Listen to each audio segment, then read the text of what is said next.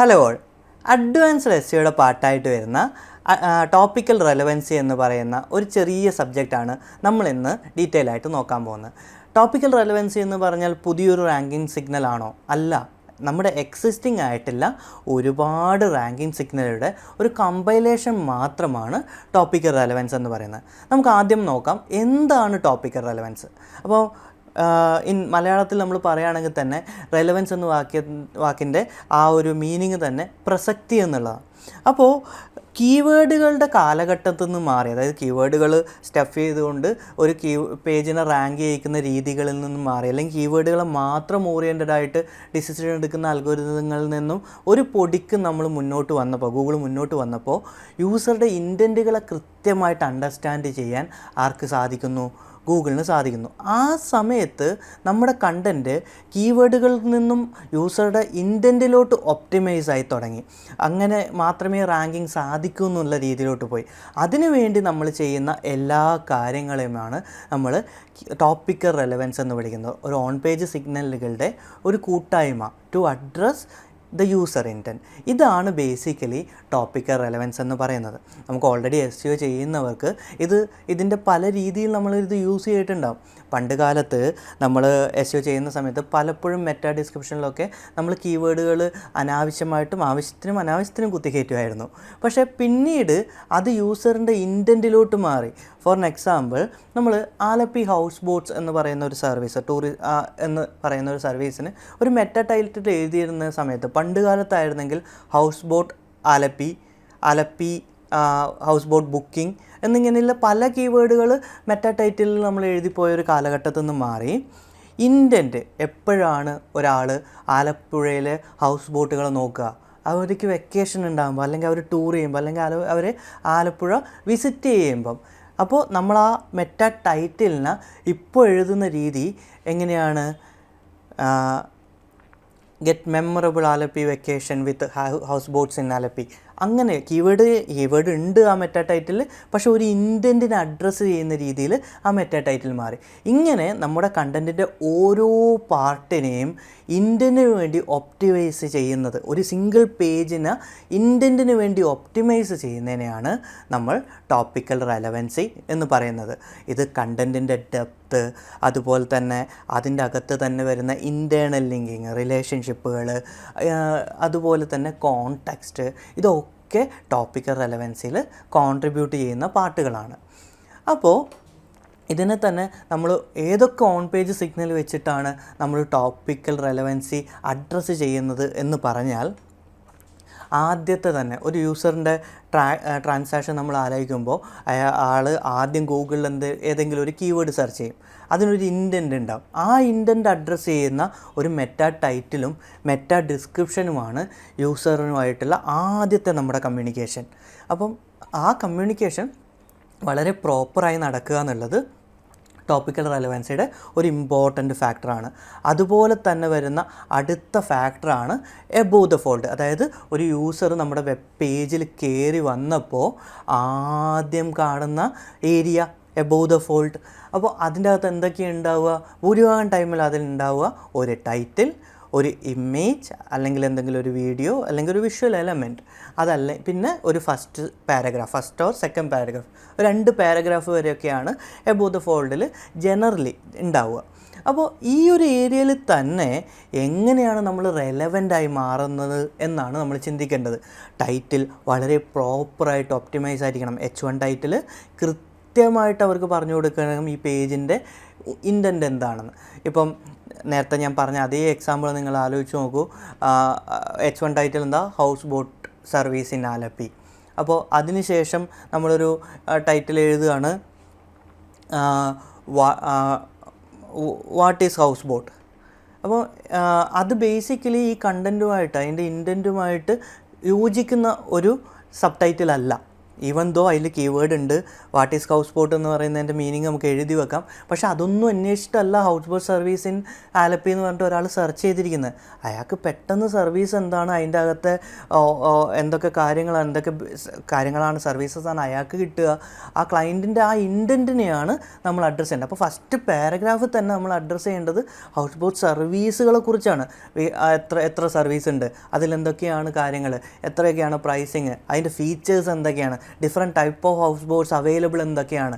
അപ്പോൾ അതൊക്കെ പറയുന്നതിന് പകരം നമ്മൾ വാട്ട് ഈസ് ഹൗസ് ബോട്ട് എന്ന് പറയുന്ന ഒരു തിയറി ആളെ പഠിപ്പിക്കേണ്ട ആവശ്യം നമുക്കില്ല ആ കണ്ടൻറ്റിൽ. ഇത് കൃത്യമായിട്ട് അണ്ടർസ്റ്റാൻഡ് ചെയ്ത് ഡയറക്റ്റായിട്ടുള്ള ആൻസർ കൊടുക്കാൻ നമ്മൾ ഫസ്റ്റ് പാരഗ്രാഫിൽ ശ്രദ്ധിക്കണം.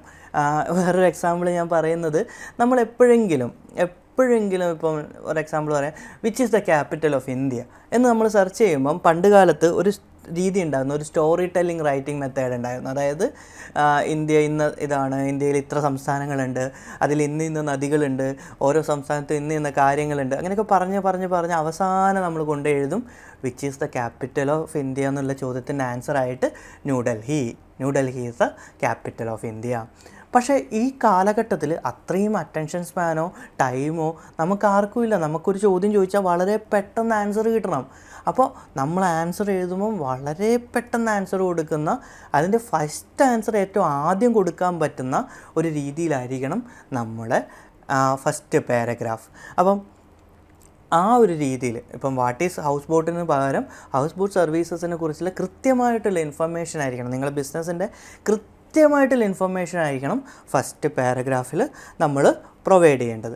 അത് കഴിഞ്ഞിട്ട് വരുന്ന ഇമേജ് ഇൻ്റർനെറ്റിൽ നിന്ന് ഏതെങ്കിലും ഒരു ഇമേജ് എടുത്തിട്ട് കഴിഞ്ഞാൽ ഗൂഗിളിൽ ഇപ്പോൾ കൃത്യമായിട്ട് അറിയാം, അതിൻ്റെ വിഷൻ API യൂസ് ചെയ്ത് ആ ഇമേജ് എന്താണ്, അതിപ്പം ജസ്റ്റ് ഒരു ആൾട്ട് ടെക്സ്റ്റിൻ്റെ അകത്ത് നമ്മൾ എഴുതി കൊടുക്കുന്ന കാര്യം വെച്ചിട്ടല്ല ഗൂഗിൾ എന്ത് ചെയ്യുന്നത്, ഈ ഇമേജ് എന്താണെന്ന് മനസ്സിലാക്കുന്നത്. അപ്പോൾ നമ്മൾ ആ എഴുതിയിരിക്കുന്ന സബ്ജക്റ്റിനെ കൃത്യമായിട്ട് സപ്പോർട്ട് ചെയ്യാൻ പറ്റുന്ന ഒരു ഇമേജ് വേണം നമ്മൾ ഫസ്റ്റ് എബോവ് ദ ഫോൾഡ് സെഷനിൽ ഒരു ഇമേജ് ഇടുന്നുണ്ടെങ്കിൽ ഇടാൻ. ഈ ഇമേജിൻ്റെ കാര്യം ഞാൻ പറയുമ്പോൾ അത് ഈ എബോവ് ദ ഫോൾഡ് സെഷനിൽ മാത്രമല്ല കേട്ടോ, നമ്മൾ എവിടെയൊക്കെ അത് എഴുതി പോകുന്നുണ്ടോ എവിടെയൊക്കെ നമ്മൾ ഇമേജ് ഇടുന്നുണ്ടോ അതൊക്കെ ആ കറസ്പോണ്ടിങ് കണ്ടൻറ്റിനെ സപ്പോർട്ട് ചെയ്യുന്ന ഒരു ഇമേജ് ആയിരിക്കണം. പിന്നീട് ഞാൻ വേറൊരു ടോപ്പിക്ക് കുറച്ച് കഴിഞ്ഞിട്ട് വരും, ടോപ്പിക് ഡൈല്യൂഷൻ എന്ന് അതിലോട്ട് വരുമ്പം അവിടെ ഏറ്റവും കൂടുതൽ നമ്മളെ ഹെൽപ്പ് ചെയ്യാൻ പോകുന്ന ഇൻറ്റേർണൽ ലിങ്കുകളാണ്. നമ്മൾ കൃത്യമായിട്ടൊരു പേജ് കണ്ടുപിടിച്ച് അതിനെ ഇൻറ്റേർണലി ലിങ്ക് ചെയ്ത് നമ്മളൊരു കണ്ടൻറ്റ് എഴുതി പോകുമ്പോൾ ടോപ്പിക്കൽ കവറേജ് എന്ന് പറയുന്ന സെക്ഷനിലോട്ട് വരുമ്പോൾ എഴുതി പോകുമ്പോൾ നമുക്ക് എന്ത് ചെയ്യാൻ പറ്റും, അവിടെ ഇൻറ്റേർണൽ ലിങ്കുകൾ യൂസ് ചെയ്ത് പ്രോപ്പറായിട്ട് കണ്ടൻറ്റ് റെഫറൻസുകൾ ബിൽഡ് ചെയ്യും, റിലേഷൻഷിപ്പുകൾ ബിൽഡ് ചെയ്യും, അത് കണ്ടൻറ്റ് ക്ലസ്റ്ററുകൾ ബിൽഡ് ചെയ്യാൻ നമ്മളെ ഹെൽപ്പ് ചെയ്യും, ഒക്കെ ചെയ്യും. അപ്പോൾ അടുത്തതായിട്ടുള്ള ഒരു റെലവൻസി ഫാക്ടറാണ് ഓൺ പേജ് സിഗ്നലാണ് CTA അല്ലെങ്കിൽ ബട്ടൺസ്. നമ്മൾ യൂസ് ചെയ്യുന്ന ഓരോ ബട്ടണും ഇപ്പോൾ ഞാൻ പല വെബ്സൈറ്റിലും കാണുന്നൊരു കാര്യമാണ്, നമ്മൾ ബട്ടണിൽ റീഡ് മോർ എന്ന് എഴുതി വെക്കും, അല്ലെങ്കിൽ ഏതെങ്കിലും ഒരു ജനറലിസ്റ്റിക് ആയിട്ടുള്ള ഒരു ബട്ടൺ ക്ലിക്ക് ഹിയർ അങ്ങനെയുള്ള ബട്ടൺ നെയിമുകൾ എഴുതി വെക്കും. അത് യൂസറിന് ഒരു ആക്ഷൻ ഇനീഷ്യേറ്റ് ചെയ്യുന്നതിന് കുറച്ച് പിന്നോട്ട് വലിക്കുകയും അതൊരു മോശം അപ്രോച്ചായിട്ട് ഇപ്പോൾ കൺസിഡർ ചെയ്യുന്നത്. കൃത്യമായിട്ട് ആ പേജിൽ ബുക്ക് നൗ എന്നുള്ളതാണ് ആലപ്പി ഹൗസ് ബോട്ടിൻ്റെ ആ പേജിലുള്ള കോൾ ടു ആക്ഷൻ എങ്കിൽ അത് ക്ലിയറാണ്, റെലവൻ്റാണ്, ക്ലിയർ ആയിട്ടൊരു ആക്ഷൻ ഇനീഷ്യേറ്റിംഗ് ആണ്, റെലവൻസിയാണ് അവിടെ നമ്മൾ നോക്കുന്നത്. അപ്പോൾ അത് റെലവൻ്റ് ആയിട്ടുള്ളൊരു ബട്ടൺ വെക്കുക എന്നുള്ളത് പോലും നമ്മൾ എപ്പോഴും ശ്രദ്ധിക്കേണ്ട കാര്യമാണ്. ഇതാണ് ഓൺ പേജ് സിഗ്നൽസ് ആയിട്ട് നമ്മൾ റെലവൻസിയിൽ പറയുന്നത്. നമുക്കെല്ലാവർക്കും അറിയാവുന്ന കുറേ സിഗ്നലുകളൊക്കെ തന്നെയാണ്, പക്ഷേ ഇതിൻ്റെ ഒരു രീതിയിലോട്ട് നമ്മൾ കടക്കുമ്പം അതാണ് കുറച്ചും കൂടി ഇമ്പോർട്ടൻ്റ് ആയിട്ടുള്ള കാര്യം. അപ്പോൾ നമ്മൾ ഇത്രയും നേരം പറഞ്ഞത് ഓൺ പേജ് സിഗ്നൽസ് എന്തൊക്കെയാണ് ഒരു ടോപ്പിക്കൽ റെലവൻസിയിൽ കോൺട്രിബ്യൂട്ട് ചെയ്യുന്നതെന്ന്. എന്നാൽ ഈ ടോപ്പിക്കൽ റെലവൻസി നമ്മുടെ വെബ്സൈറ്റിൽ കൃത്യമായിട്ട് എക്സിക്യൂട്ട് ചെയ്യുന്നതിൻ്റെ ഭാഗമായിട്ട് നമ്മൾ 2 കൺസെപ്റ്റുകൾ മേജറായിട്ട് പറയാറുണ്ട്. ഒന്ന് ടോപ്പിക്കൽ ഫ്ലോയും, രണ്ടാമത്തത് ടോപ്പിക്കൽ കവറേജും. അപ്പോൾ ഈ ടോപ്പിക്കൽ കവറേജ് ഡിസ്കസ് ചെയ്യുന്നതിന് മുന്നേ നമുക്കൊരു ചെറിയ കാര്യം ആദ്യം പറയാം. അതായത് ഒരു ടോപ്പിക്കൽ ഒരു നോളജ് നമ്മൾ എപ്പോഴെങ്കിലും അക്യൂർ ചെയ്യുമ്പം നമ്മുടെ എക്സിസ്റ്റിംഗ് നോളജ് ബേസ് ചെയ്തിട്ടായിരിക്കും നമ്മൾ ആ പുതിയ നോളജ് എപ്പോഴും അക്യൂർ ചെയ്യുക.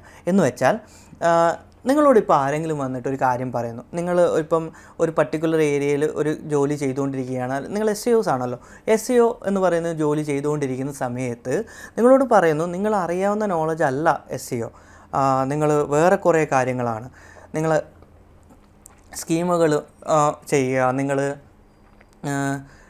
എന്താണ് നമ്മളെങ്ങനെയാണ് ഒരു SEO എന്ന് പറയുന്നത്. SEO എന്ന് പറയുന്നത് സെർച്ച് എഞ്ചിനിൽ നമ്മൾ റാങ്ക് ചെയ്യാൻ വേണ്ടി ചെയ്യുന്ന ആക്ടിവിറ്റികളെല്ലാം കമ്പൈൻ ചെയ്തുകൊണ്ടുള്ള ഓപ്റ്റിമൈസേഷൻ പ്രോസസ്സിനെയാണ് നമ്മൾ SEO എന്ന് വിളിക്കുന്നത്.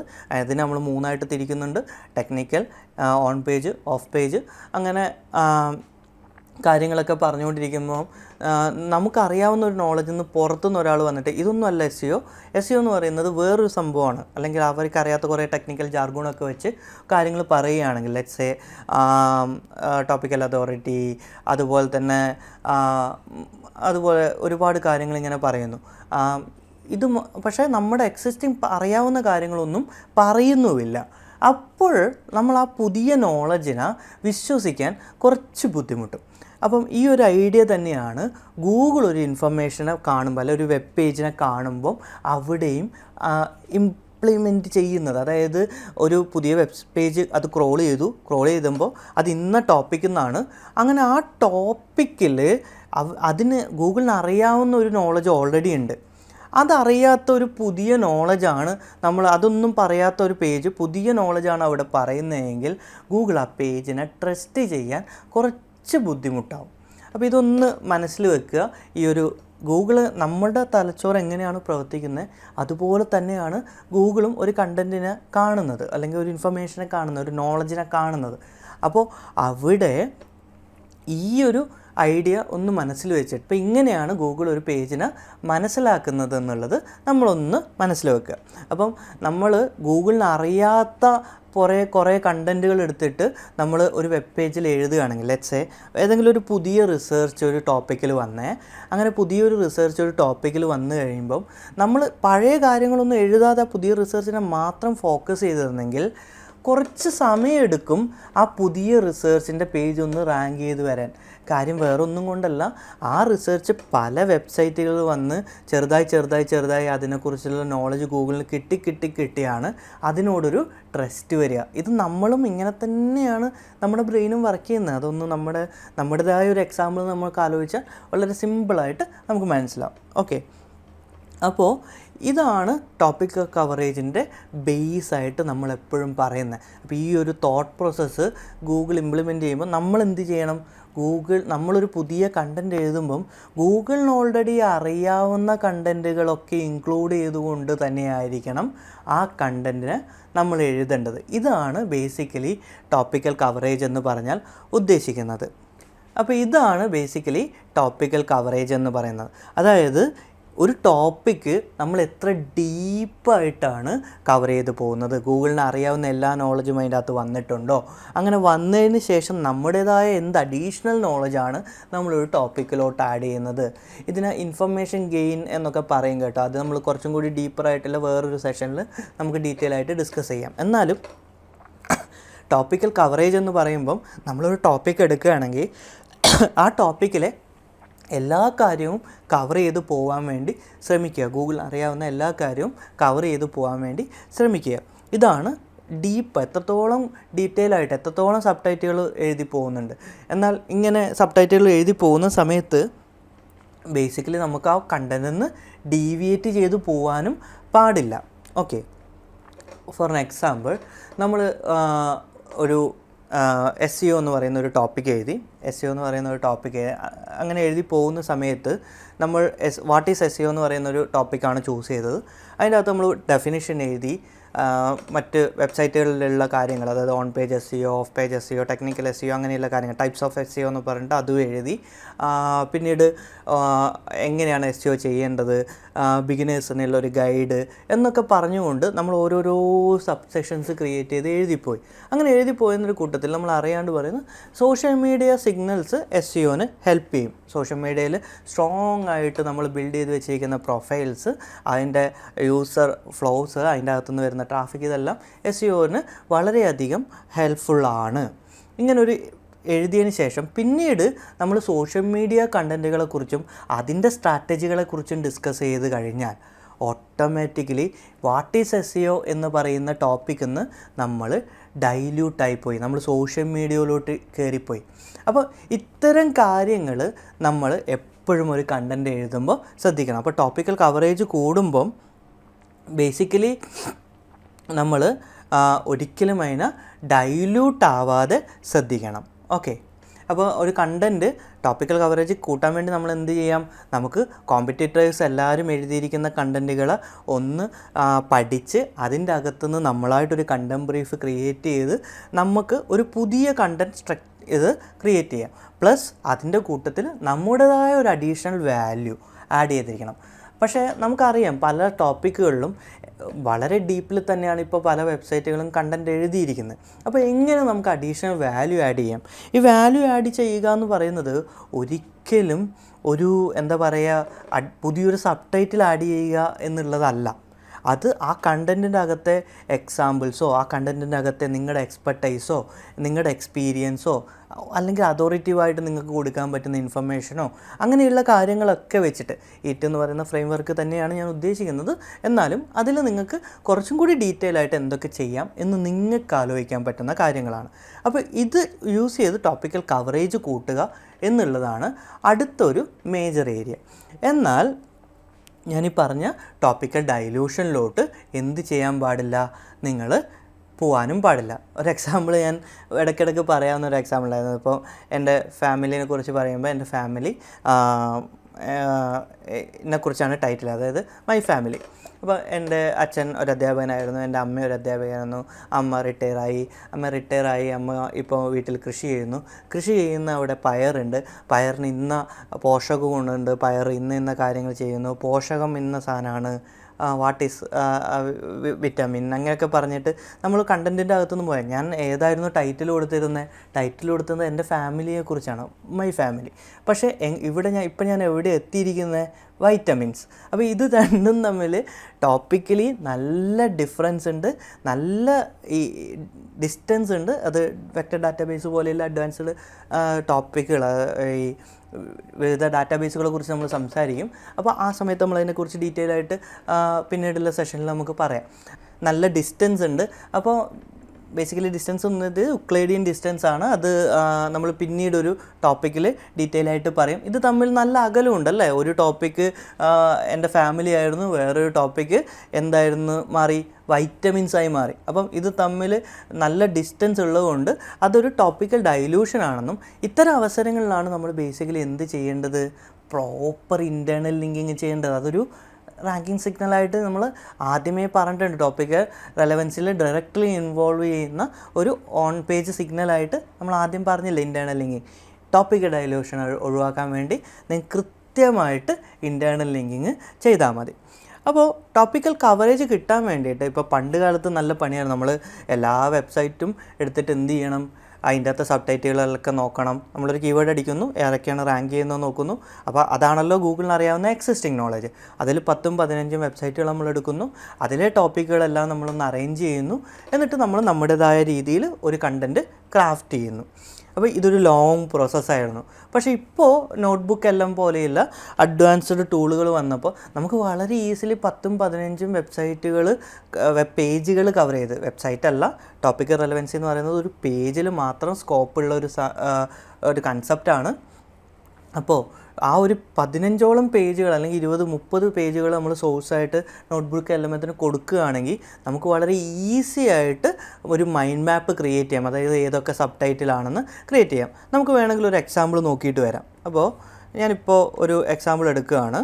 നമ്മൾ ലിങ്ക് കോപ്പി ചെയ്തു, എന്നിട്ട് ആഡ് സോഴ്സ് കൊടുത്തു, എന്നിട്ട് എന്ത് ചെയ്തു, നമ്മൾ എത്ര സോഴ്സുകൾ വേണമെങ്കിൽ നമുക്കിവിടെ ആഡ് ചെയ്യാം കേട്ടോ. ഇപ്പോൾ ഞാൻ ഒരു പുതിയ സോഴ്സ് ആഡ് ചെയ്തു. എന്നിട്ട് നമ്മൾ ചെയ്യേണ്ടത് ഇതിൻ്റെ അകത്ത് മൈൻഡ് മാപ്പ് ഒന്ന് ക്ലിക്ക് ചെയ്ത് കഴിഞ്ഞാൽ റൈറ്റ് സൈഡിൽ നിങ്ങൾക്ക് കാണാം മൈൻഡ് മാപ്പ് എന്ന് പറയുന്ന ഓപ്ഷൻ. അവിടെ ഒന്ന് ക്ലിക്ക് ചെയ്ത് കഴിഞ്ഞാൽ കുറച്ച് സമയം എടുക്കും കേട്ടോ ഒന്ന് പ്രോസസ്സ് ചെയ്ത് വരാൻ വേണ്ടിയിട്ട്. ഓക്കെ, ഒരു മൈൻഡ് മാപ്പ് ജനറേറ്റ് ആയിട്ടുണ്ട്. നമുക്കിപ്പോൾ കാണാം ഈ എല്ലാ ബ്ലോഗിലും, ഇപ്പോൾ മലയാളത്തിലാണിത്, നമുക്കത് ഇംഗ്ലീഷ് ആക്കാം കേട്ടോ. അപ്പോൾ ഈ എല്ലാ ബ്ലോഗിലും വരുന്ന എല്ലാ സബ് ടൈറ്റിലുകളും നമുക്കിവിടെ ബേസിക് തിയറി, എന്താണ് SEO അങ്ങനെയുള്ള കാര്യങ്ങൾ. അങ്ങനെ ഓരോ സബ് ടൈറ്റിലും ഈസി ആയിട്ട് നമുക്ക് ഇവിടെ കാണാൻ പറ്റും. ബേസിക്കലി ഗൂഗിൾ എക്സിസ്റ്റിംഗ് ആയിട്ട് കണ്ടുപിടിച്ച് വെച്ചിരിക്കുന്ന എന്താ പറയുന്ന നോളജ് നമുക്ക് എന്ത് ചെയ്യാം, വളരെ ഈസി ആയിട്ട് ക്രാഫ്റ്റ് ചെയ്തെടുക്കുകയും അത് യൂസ് ചെയ്തുകൊണ്ട് നമുക്ക് പുതിയൊരു ടോപ്പിക്കിലോട്ട് പോകാനും പറ്റും, അല്ലെങ്കിൽ പുതിയൊരു ടോപ്പിക്ക് എഴുതാനും പറ്റും. അപ്പോൾ ഇത് ഇപ്പം വളരെ ഈസി ആയിട്ടുള്ളൊരു പ്രോസസ്സായി മാറി. ഓക്കെ, അപ്പോൾ ഇതാണ് ബേസിക്കലി ടോപ്പിക്കൽ കവറേജ്. അതെങ്ങനെ ചെയ്യാനുള്ള എളുപ്പമാർഗ്ഗം എന്താണ്, അതല്ലാതെ എന്താണ് ടോപ്പിക്കൽ ഡൈലൂഷൻ, അതെങ്ങനെ ഒഴിവാക്കാം. ടോപ്പിക്കൽ ഡൈലൂഷൻ ഒഴിവാക്കാൻ വേണ്ടി നമ്മൾ പ്രോപ്പറായിട്ട് ഇൻറ്റേർണൽ ലിങ്കിങ് ചെയ്താൽ മതി. ഓക്കെ, അപ്പം അടുത്തതാണ് എനിക്ക് പറയാനുള്ളത് ടോപ്പിക്കൽ ഫ്ലോ. അപ്പോൾ ഒരു ടോപ്പിക്കൽ ഫ്ലോ എന്ന് പറയുന്നത് ബേസിക്കലി ഞാൻ വളരെ ഈസി ആയിട്ടൊരു എക്സാമ്പിൾ കാണിച്ചു തരാം. നമ്മളിങ്ങനെ തിയറി പറയുന്നതിന് പകരം നമ്മളൊരു എക്സാമ്പിൾ കാണിച്ചു തരാം. ഇപ്പോൾ ഞാനൊരു കീവേഡ് സെർച്ച് ചെയ്യാണ്, specifications of iPhone 70. Specifications of iPhone 70 എന്ന് പറഞ്ഞിട്ട് നമ്മൾ ഓർഗാനിക്കലി റാങ്ക് ചെയ്യുന്ന 2 പേജുകൾ എടുക്കുകയാണ്. അതിൽ ആദ്യം ആപ്പിളിൻ്റെ തന്നെ iPhone 70 എന്ന് പറയുന്ന പേജ്, അതിനൊരു ടൈറ്റിൽ ഉണ്ട്, അതിൽ ഫിനിഷ് എന്ന് പറയുന്ന സെക്ഷൻ വരുന്നു, കപ്പാസിറ്റി വരുന്നു, സൈസ് ആൻഡ് വെയിറ്റ് വരുന്നു, അങ്ങനെ അതിൻ്റെ സ്പെസിഫിക്കേഷൻസ് മൊത്തം ആ പേജിൽ കാണിക്കുന്നുണ്ട്. എന്നാൽ GSM അറീനയുടെ പേജിലോട്ട് നമ്മൾ പോയി കഴിഞ്ഞാൽ അവിടെയും ഉണ്ട് ഒരുപാട് സ്പെസിഫിക്കേഷൻ, ഡയറക്റ്റ് ഇൻഫർമേഷൻസ് ആണ് നമുക്കിവിടെ കാണാൻ പറ്റുന്നത്. എല്ലാം എന്താണ്, അതിൻ്റെ സ്പെസിഫിക്കേഷൻസ് ആണ്. ഓക്കെ, അപ്പം ഇനി ഞാനൊരു ചെറിയ ചേഞ്ച് ഈ കീവേഡിന് വരുത്തിയാണ്, ബൈ iPhone 70. അപ്പോൾ ഇപ്പം ഞാനിത് ട്രാൻസാക്ഷനിലാണ്. ആദ്യത്തേത് എനിക്ക് ഇൻഫർമേഷണലായിട്ടുള്ള ഒരു ഇൻറ്റൻ്റാണ് കവർ ചെയ്യുന്നതെങ്കിൽ ഇവിടെ ഇതൊരു ട്രാൻസാക്ഷണൽ ഇൻറ്റൻ്റാണ് കവർ ചെയ്യുന്നത്. നിങ്ങൾ ഈ വെബ്സൈറ്റിൻ്റെ ഡിസൈൻ, അതിൻ്റെ കണ്ടൻറ്റിൻ്റെ ഫ്ലോ ചേഞ്ച് ചെയ്തതൊന്ന് ശ്രദ്ധിക്കണം. അപ്പോൾ ഇവിടെ നേരത്തെ iPhone 70 എന്ന് പറയുന്ന ടൈറ്റിലായിരുന്നു ഉണ്ടായിരുന്നെങ്കിൽ ആപ്പിളിൻ്റെ വെബ്സൈറ്റിൽ ഇപ്പോൾ ബൈ iPhone 70 എന്നായി. ടൈറ്റിൽ എത്രത്തോളം മാറി എന്ന് നിങ്ങളൊന്ന് ശ്രദ്ധിക്കുക. അതിൻ്റെ തൊട്ട് താഴെ എന്താ ഉള്ളത്, EMI ഓപ്ഷനാണ് കാണിക്കുന്നത്. സ്പെസിഫിക്കേഷനോ റാമോ കാര്യങ്ങളോ ഒന്നും അല്ല ഈ പേജിൽ കാണിക്കുന്നത്. ഈ പേജിൽ കൃത്യമായിട്ട് EMI ഓപ്ഷനാണ് കാണിക്കുന്നത്. അല്ലെങ്കിൽ ബൈയിങ് ചെയ്യാനുള്ള അടുത്ത ഇമ്മീഡിയറ്റ് ഡിസിഷൻ മേക്കിംഗ് ഫാക്ടർ എന്താണോ ആ ഇൻഫർമേഷനാണ് ഇവിടെ കാണിക്കുന്നത്. പിന്നെ നേരെ നമ്മളോട് പറയുകയാണ് കളർ ചൂസ് ചെയ്തോ, അത് കഴിഞ്ഞിട്ട് എത്ര റാം അതിൻ്റെ GB ചൂസ് ചെയ്തോ, ട്രേഡിനുണ്ടോ, ആപ്പിൾ കവറേജ് വേണോ, നേരെ എന്നിട്ട് ആഡ് ടു കാർട്ട് ബട്ടണിലോട്ട് എത്തിക്കുകയാണ്. അതായത് ഈ പേജിൽ ഇൻഫർമേഷൻ എന്താ പറയുന്നത്, ഇമേജുകളൊക്കെ ഇതിൻ്റെ ഏതൊക്കെ സൈസ് കളറുണ്ട്, എത്ര സൈസ് ഉണ്ട് എന്നൊക്കെ കാണിക്കുന്നുണ്ടെങ്കിലും ഡയറക്റ്റ് ഇതൊരു ബൈയിങ് ഡിസിഷനിലോട്ട് പോയി. ഇനി ഇതിൻ്റെ തൊട്ട് താഴെ ഇവിടെ ആഡ് ടു കാർട്ട് ബട്ടണിന് ശേഷം നമ്മളൊന്ന് താഴോട്ട് പോയി കഴിഞ്ഞാൽ നിങ്ങൾ ശ്രദ്ധിച്ചാൽ മതി, ഇതിൻ്റെ അകത്ത് പറയുന്നത് മൊത്തം അതിൻ്റെ ഫീച്ചേഴ്സും കാര്യങ്ങളും എല്ലാമായിരിക്കും. അതിൻ്റെ ഓരോരോ കാര്യങ്ങളായിരിക്കും, ഏതൊക്കെ റാം, എന്താണ് കാര്യങ്ങൾ, ആ ഫീച്ചേഴ്സൊക്കെ ഇതിൻ്റെ അകത്തും പറയുന്നുണ്ട്. അതായത് നേരത്തെ പറഞ്ഞ പേജിൻ്റെ അതേ കണ്ടൻറ്റ് തന്നെയാണ് ഇവിടെ ഉള്ളത്. ടോപ്പിക്കൽ കവറേജ് സെയിമാണ്, പക്ഷേ ടോപ്പിക്കൽ ഫ്ലോ ഡിഫറെൻ്റാണ്, അത് കാണിക്കുന്ന രീതി ഡിഫറെൻ്റാണ്. ഇതാണ് ടോപ്പിക്കൽ ഫ്ലോ. നമുക്ക് ഒന്ന് ഫ്ലിപ്കാർട്ടും കൂടി കണ്ടിട്ട് വരാം. ഫ്ലിപ്കാർട്ടിൽ ഒന്ന് പോയി കഴിഞ്ഞാൽ ഇതേ രീതിയാണ്. നിങ്ങൾ ശ്രദ്ധിച്ചോ, ആ ഫോണിൻ്റേതായ ഒരു ഇമേജ്, അതിനെ സപ്പോർട്ട് ചെയ്യുന്ന ഒരു ഇമേജ്, ഇതാണ് ഞാൻ ആദ്യം പറഞ്ഞ ഏതൊക്കെ റാങ്കിങ് സിഗ്നൽസ് ആണ് ടോപ്പിക്കൽ റെലവൻസിൽ ഡയറക്റ്റ്ലി ഇൻവോൾവ് ആവുന്നതെന്നുള്ളത്. അപ്പോൾ ഈ ഒരു കാര്യത്തിൽ ആ ഇമേജ് വളരെ ഇമ്പോർട്ടൻ്റ് ആണ്. അതുപോലെ തന്നെ ഏതൊക്കെ വേരിയൻ്റ് ആണ് ഉള്ളതെന്നുള്ളത് നേരെ പിന്നെയുള്ള ഓപ്ഷൻ കാണിക്കുന്നത് പ്രൈസും EMI ഓപ്ഷനും നേരെ ബൈ ചെയ്യാനുള്ള ഓപ്ഷൻസാണ് പിന്നീട് കാണിക്കുന്നത്. അതുപോലെ തന്നെ EMIയും ആഡ് ടു കാർട്ട് ബട്ടനൊക്കെയാണ് ഈ ഫസ്റ്റ് ഫോൾഡിൽ ആദ്യം തന്നെ കാണുന്നത്. അപ്പോൾ ഓരോ പേജിനും ഓരോ topical flow based on the intent ഉണ്ട്. അപ്പോൾ ഒരേ കണ്ടൻറ്റൊക്കെ തന്നെയാണെങ്കിലും ഫ്ലോ കൃത്യമായിട്ട് ഒപ്റ്റിമൈസ് ചെയ്തിട്ട് നമുക്ക് എന്ത് ചെയ്യാം, ഒരു പേജ് 2 ഇൻറ്റൻറ്റുകൾക്ക് വേണ്ടി ഒരേ കണ്ടൻറ്റ് 2 ഇൻറ്റൻറ്റിന്, ഒരേ കണ്ടൻറ്റ് എന്ന് ഞാൻ പറയുന്നില്ല, പക്ഷേ സിമിലർ കണ്ടൻറ്റുകളൊക്കെ തന്നെ 2 ഇൻറ്റൻറ്റിന് വേണ്ടി നമുക്ക് ഒപ്റ്റിമൈസ് ചെയ്യാം. അപ്പോൾ ടോപ്പിക്കൽ കവറേജ് എല്ലാം കവർ ചെയ്തിട്ടുണ്ടെങ്കിലും ആ പേജിന് നമ്മൾ ടാർഗറ്റ് ചെയ്യുന്ന ഇൻറ്റൻറ്റിനനുസരിച്ച് ടോപ്പിക്കിൻ്റെ ഫ്ലോ എൻഷുർ ചെയ്യുന്നതും നമ്മൾ കൃത്യമായി ചെയ്തിരിക്കണം. അപ്പോൾ ഇവിടെ ടോപ്പിക്കൽ ഫ്ലോ ഒരു ഇ-കൊമേഴ്സിൻ്റെ ആണ്. എന്നാൽ ഈ GSM അറീനയിൽ അതൊരു ഇൻഫോർമേറ്റീവ് കീവേഡിൻ്റെ, അതായത് ഒന്ന് ട്രാൻസാക്ഷണൽ കീവേഡിന് വേണ്ടി ഒപ്റ്റിമൈസ് ചെയ്തപ്പം മറ്റേ പേജ് ഇനി ഒപ്റ്റിമൈസ് ചെയ്തിരിക്കുന്നത് ഇൻഫർമേഷണൽ ആയിട്ടുള്ള ഒരു കീവേഡിന് വേണ്ടിയിട്ടാണ്. അപ്പോൾ ബേസിക്കലി ഇതാണ് ടോപ്പിക്കൽ ഫ്ലോ എന്ന് പറഞ്ഞാൽ ഉദ്ദേശിക്കുന്നത്. അപ്പോൾ ഒരു ബ്ലോഗിൻ്റെ ടോപ്പിക്കൽ ഫ്ലോ ഉണ്ട്, അതുപോലെ തന്നെ ബ്ലോഗിൻ്റെ ടോപ്പിക്കൽ ഫ്ലോ ഉണ്ട്, അതുപോലെ തന്നെ ഇ-കൊമേഴ്സ് സൈറ്റുകൾക്ക് അതിൻ്റെ ടോപ്പിക്കൽ ഫ്ലോ ഉണ്ട്.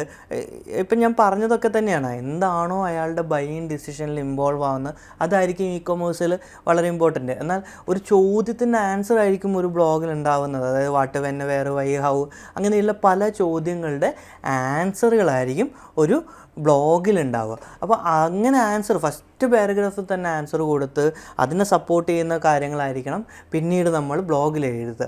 അപ്പോൾ ഇങ്ങനെയാണ് ബ്ലോഗിൻ്റെ ടോപ്പിക്കൽ ഫ്ലോ എങ്കിൽ ഇ-കൊമേഴ്സ് കുറച്ചും കൂടി ട്രാൻസാക്ഷണൽ ആയിട്ടായിരിക്കും. ഒരു സർവീസ് പേജിന് അതിൻ്റേതായ ഡിഫറൻ്റ് ആയി അവിടെ ഓഫറുകളും പ്രൈസിങ്ങും അവൈലബിലിറ്റിയും ബുക്കിങ്ങും അങ്ങനെയുള്ള രീതിയിലായിരിക്കും ഒരു സർവീസ് പേജ് ഒപ്റ്റിമൈസ് ചെയ്യേണ്ടത്. അപ്പം ഇതാണ് ബേസിക്കലി നമ്മൾ എൻഷുർ ചെയ്യേണ്ടത്.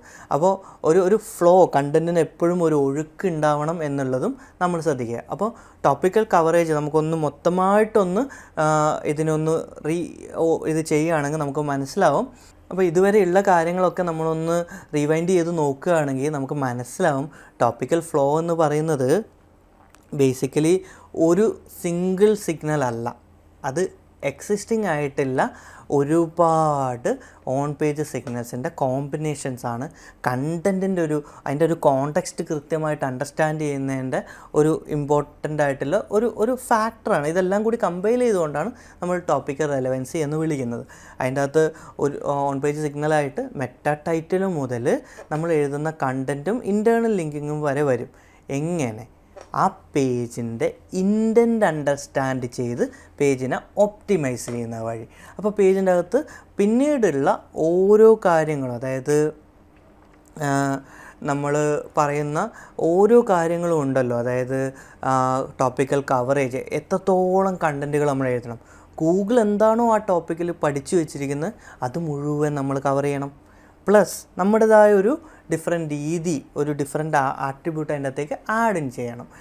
അപ്പോഴാണ് ടോപ്പിക്കൽ കവറേജ് എന്ന് പറയുന്നത്. അപ്പോൾ രണ്ട് മേജർ ഫാക്ടറുകൾ ടോപ്പിക്കൽ റെലവൻസിയിലുള്ളത്, ഒന്ന് ടോപ്പിക്കൽ കവറേജും രണ്ടാമത്തെ ടോപ്പിക്കൽ ഫ്ലോയാണ്. അപ്പോൾ ഓരോ ഇൻറ്റൻറ്റിനും അനുസരിച്ച് ടോപ്പിക്കുകൾ ഓർഡർ ചെയ്യുന്ന രീതിയും ഡിഫറെൻ്റ് ആണ്. ഓക്കെ, അപ്പോൾ ടോപ്പിക്കൽ ഫ്ലോയിനനുസരിച്ച് നമ്മൾ വെബ്സൈറ്റിനെ ഒപ്റ്റിമൈസിങ് ചെയ്യണം.